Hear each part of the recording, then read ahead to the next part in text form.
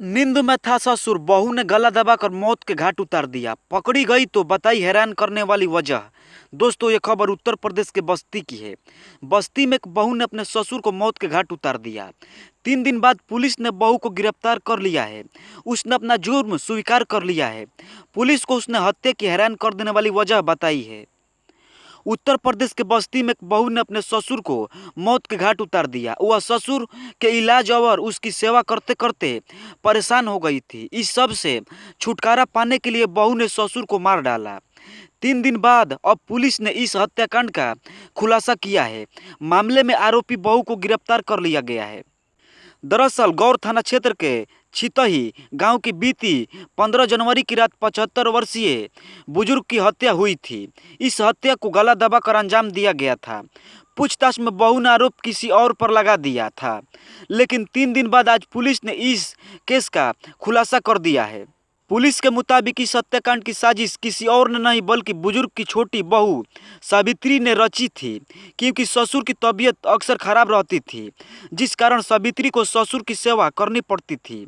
वह ससुर की देखभाल करते करते परेशान हो गई थी। इसी को लेकर कभी कभी ससुर और बहू में कहासुनी हो जाया करती थी, जिससे परेशान होकर सावित्री ने बुजुर्ग ससुर को रास्ते से हटाने का प्लान बनाया।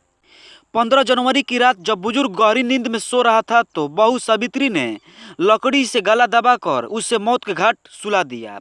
उसके बाद पुलिस और लोगों को गुमराह करने के लिए शव के ऊपर कंबल डाल दिया।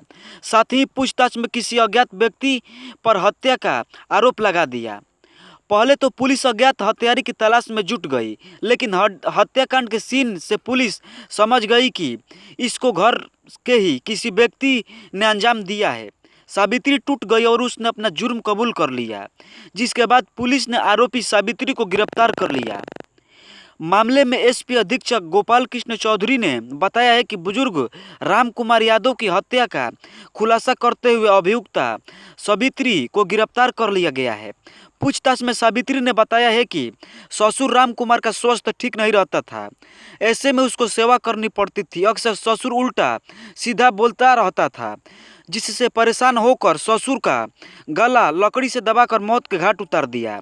जिस लकड़ी से हत्या की गई थी उसको बाद में आग में जला दिया गया। फिलहाल अभियुक्ता के खिलाफ धारा 302, 201 के तहत मुकदमा दर्ज कर उसे जेल भेज दिया गया है।